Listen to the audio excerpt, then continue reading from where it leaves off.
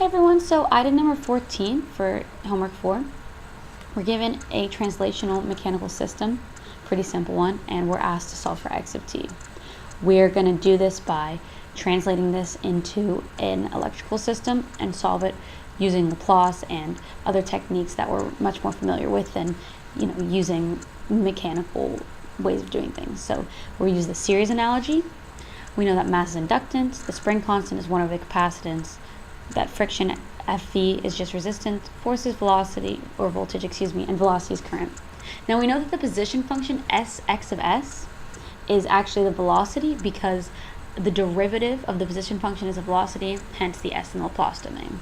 So that's going to be easier for us to actually isolate the x of s and therefore x of t when we do the inverse Laplace.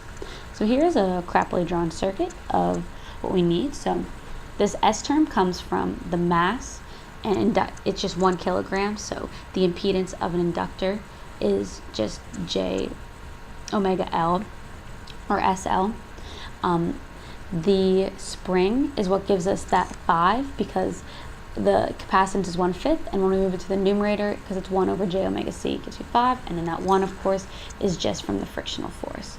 So what we can do is combine all of those impedances and then multiply by our current term, which is Sx of s. When we distribute the s, we have a quadratic term, and what we can do is now substitute our value of f of s. We know that it's the unit step function, so it's going to be 1 over s, and when we substitute that back in, we're left with this expression, which we can use partial fractions to solve for. So what we can do is multiply through by a common denominator for this term that has no fractions in it, and then group together all the s squared, s, and s0 terms.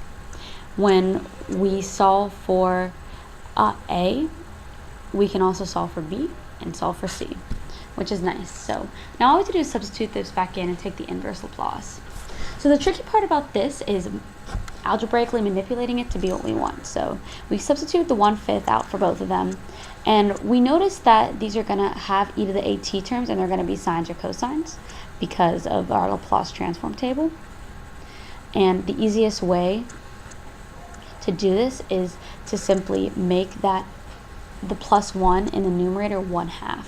And we did this denominator by completing the square, obviously. So when you take out that 1/2, you actually bring the whole denominator with it, which is fine because what we can do now is make those cosines and sine terms. So when we take the inverse Laplace, that 1/5 times 1 over s becomes just 1/5. We can factor out the exponential in both terms, and then we're just left with those cosine terms at the end. So that's it. That's our final value.